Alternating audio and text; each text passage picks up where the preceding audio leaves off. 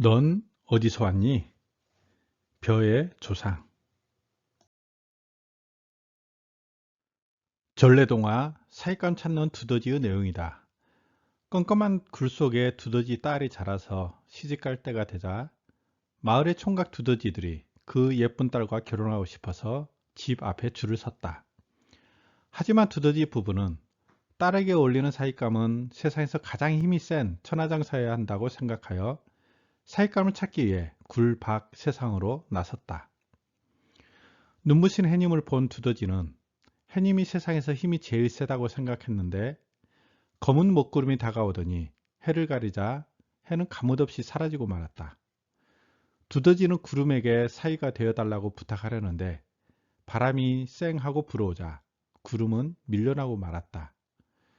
두더지는 세상에서 가장 힘이 센 건 바람이라고 생각했는데 바람이 아무리 세게 불어도 끄떡하지 않는 돌부처를 만난 후에는 돌부처가 세상에서 가장 힘이 세다고 생각하고 돌부처에게 사이가 되어달라고 간청했다. 뼈대 있는 집안에는 족보가 있다.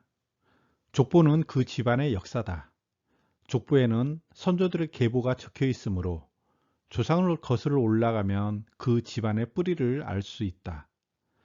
성경을 통해 예수의 계보를 알 수 있으며 조선왕조실록을 통해 조선시대 왕의 계보를 알 수 있다. 역사는 과거는 물론 현재이다. 역사를 단지 지난날의 어떤 일로만 흘러들 것이 아니라 역시 오늘날에 벌어지는 일들의 본보기로 삼아야 한다. 그러므로 역사를 아는 것은 지나간 사건을 단순히 기억하는 것이 아니라 지금 일어나는 상황들의 실마리가 되기도 한다. 역사는 인류 문화의 발전 과정인데 인류는 역사가 기록되기 훨씬 이전부터 존재했다. 역사에는 인지혁명, 농업혁명, 과학혁명이 있다. 7만 년 전 인지혁명은 역사의 시작을 알렸으며 12,000년 전의 농업혁명은 역사의 발전을 부추겼으며 500년 전의 과학혁명은 역사의 절정을 보여주고 있다. 인류는 인지혁명 이후에도 어느 동물처럼 자연식물의 씨앗과 열매를 채집하였지만 농업혁명 이후부터는 작물을 직접 재배하기 시작했다. 이 농업의 시작은 씨앗이 떨어지지 않고 그대로 이삭에 붙어있는 야생밀을 발견하면서부터다. 바로 외알밀과 에머밀인데 지금도 시리아와 터키에서 자라는 식물이다. 일반 식물은 여물면 씨앗을 멀리 퍼뜨리기 위해 민들레 씨앗처럼 바람에 실려 날아가거나 제비꽃 씨앗처럼 자체 탄력 위해 멀리 흩어지므로 거두기가 어렵다. 그러나 그 중에 몇몇 종은 다 여물어도 줄기에 붙어 있었는데 이것을 인간이 걷어서 작물로 재배할 수 있었다. 농사가 야생밀에서 시작되었듯이 벼농사도 야생벼에서 시작되었다. 동남아시아 습지에서 자라는 야생벼인 오리자 루피포고는 인도와 중국 남부에서는 3,000년 전부터 재배하였고 아직도 동남아의 일부 부족들은 이 벼를 채집하여 식량으로 이용하고 있다. 루피포고는 다년생으로 포기 나누기와 종자번식을 하며 벼 나달에는 긴 까락이 있으며 탄립성이 강해서 벼 나달이 이삭에서 잘 떨어진다. 현재 세계에서 재배되는 벼는 오리자 사티바와 오리자 그라베리마가 있는데 대부분의 벼인 아시아 벼인 오리자 사티바다. 오리자 그라베리마는 서아프리카 일부 지역에서만 재배되고 있으며 벼 이삭이 고추 소고 벼토래엔 털이 적고 까락이 없다.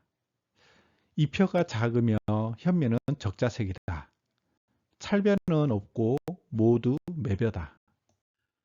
생물학적으로 종이란 암수가 성적인 관계를 통해 같은 유전자 구성을 가진 자손을 낳을 수 있는 개체군을 말한다. 인류는 생물 분류상 호모 사피엔스 한 종뿐이지만 민족, 언어, 지역, 형태 등의 기준에 따라서 여러 부류로 나눌 수 있다. 가령 민족을 기준으로 몽골족, 게르만족, 이누이트족 등으로 나눈다. 벼도 인류와 비슷하게 거의 한 종만이 남았다. 오리자 사티바다. 사티바는 찰기 없는 매벼와 찰기 있는 찰벼가 있으며 논에서 재배하는 수도와 밭에서 재배하는 육도가 있다. 인류를 피부색에 따라 백인종, 황인종, 흑인종으로 나누듯이 벼도 형태 및 생태에 따라 자포니카, 인디카, 자바니카로 나눈다. 자포니카는 한국, 일본, 중국 동북부 등 온대 지역에서 재배되는데 벼 키가 작으며 포기를 많이 번다. 쌀알은 짧으면서 둥글고 두꺼우며 밥을 지으면 차지다.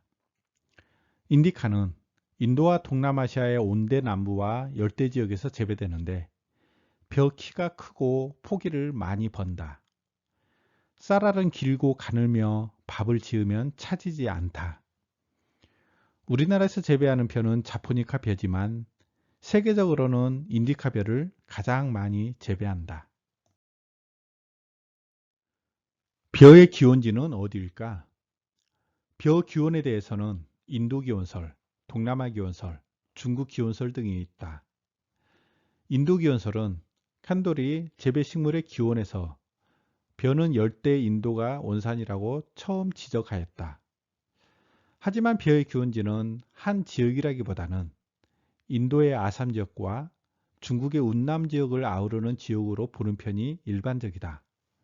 아삼, 버마, 운남을 연결하는 고원지대는 표고가 1500에서 2000m, 북위 28도라서 기후가 온난하고 물 사정이 양호하며 고지대는 자포니카 벼가, 저지대는 인디카 벼가 재배된다. 이곳에는 다양한 야생벼가 분포하고 있으며 벼의 종류와 품종이 다양하여 유전적 변이가 커서 유전 변이의 중심이라고 인정되고 있다. 그럼 한반도에서의 벼 재배는 언제부터일까? 중국으로부터 전래되었다는 것이 학자들의 일반적인 견해인데 학자에 따라 기원전 5세기에서 20세기까지 보기도 한다. 1991년에 경기도 김포에서 기원전 2100년경으로 추정되는 벽시가 발견되었고 경기도 김포에서 기원전 2300년경의 벽시가 발견되었다. 그러던 중 1998년에 충북 청주시 소로리에서 13,000년 전의 벽시가 출토되었다. 가장 오래된 벽시로 알려진 것보다 무려 3,000년이나 이전의 것으로 밝혀졌다. 청주 소로리 벽시는 오창 과학산단 조성과 관련해 발굴조사를 할 때 발굴된 129톨의 벽시 중 일부를 서울대를 비롯한 미국 애리조나 주립대 및 지오크론 연구소 등 전문 연구기관에서 연대 측정한 결과 대략 15,000년 전으로 판명됐다.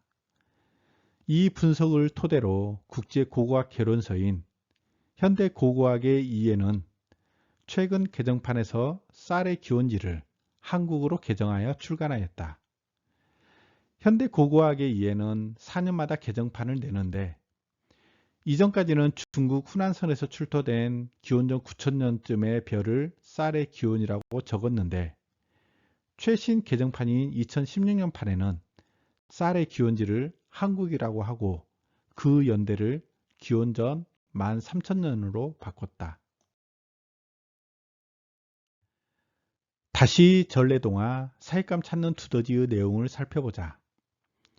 세상에서 가장 힘센 천하장사를 만나기 위해 길을 나선 두더지는 해님, 구름, 바람을 만나고 이윽고 돌부처를 만났다. 바람이 아무리 세게 불어도 끄떡없는 돌부처에게 사익감이 되어달라고 말하려는 순간 돌부처가 덜덜 떨었다. 그 까닭은 돌부처 밑에서 두더지 총각이 흙을 파는 바람에 그 육중하던 돌부처가 흔들렸던 것이었다. 두더지 말고 힘센 존재를 찾아 나선 두더지 부부는 결국 두더지가 가장 힘이 세다는 것을 확인했다. 우리는 한국에서 재배하는 벼가 어디에서 시작되었는지 알아보기 위해 중국, 아시아, 인도 등을 살폈는데 세계에서 가장 오래된 벽시가 한국에서 나왔고 벼의 원산지가 한국이라는 얘기를 들었다. 물론 이것도 여러 학설 중에 하나이긴 하지만 우리 입장에서는 매우 흥겹고 흥미롭다 아니할 수 없다.